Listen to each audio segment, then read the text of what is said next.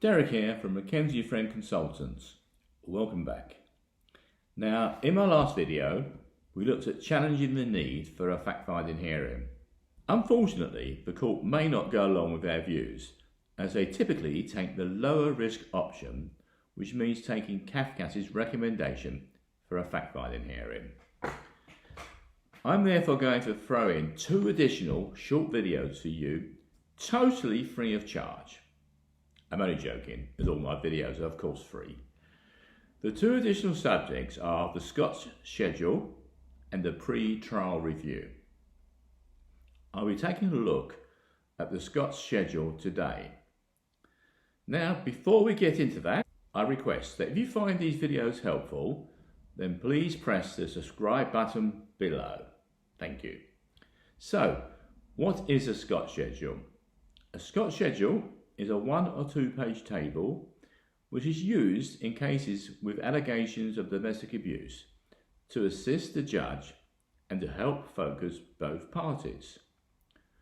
All too often, the court receives statements, typically from the resident mother, of 20 to 30 pages long, with 30 to 50 allegations, banging on about their ex and everything that you were ever supposed to have done during your relationship to upset the poor, helpless victim of abuse.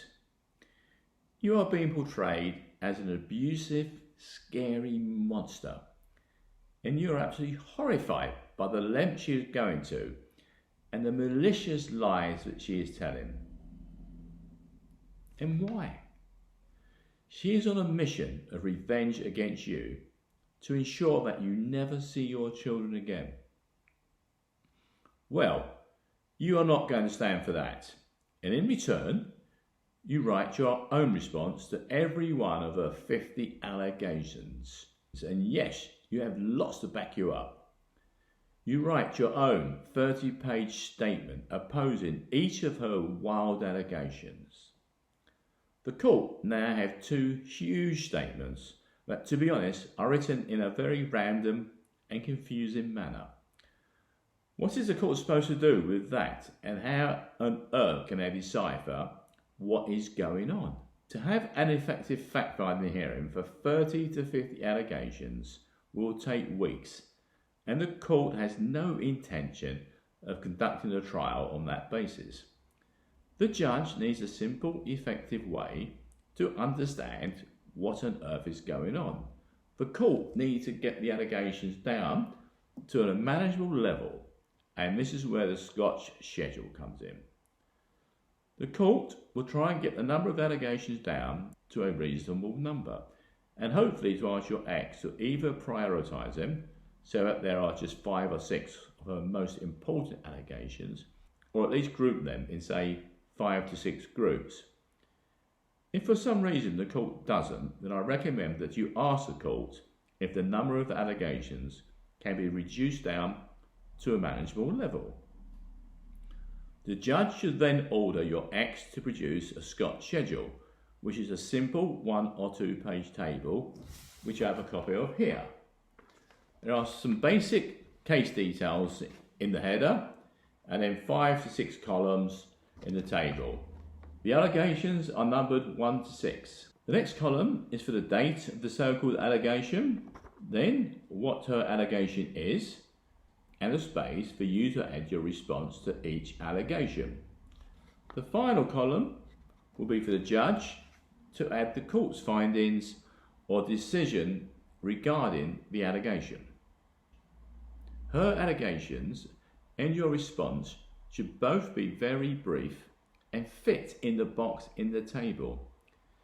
In reality, the Scots schedule should be 1 page or 2 at the very most. This is therefore a summary document for the court to quickly see what is going on, what the allegations are, and what your response is to them. You can, if you wish, just write deny against each allegation, as you will also be providing a statement to support your position. You may want to add, say, a line for each allegation in the Scots schedule.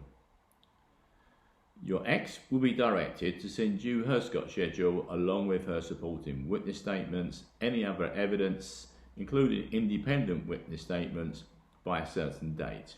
You will be directed to complete your response to her Scott schedule along with your witness statements and any evidence in a week or two later. The parties' witness statements should be a lot simpler and shorter, as they should only address each of the 5 or so allegations in turn.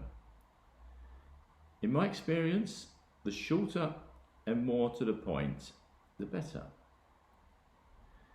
If you have evidence, then it must be submitted in what is called an exhibit, and your statement should reference each exhibit that you have submitted.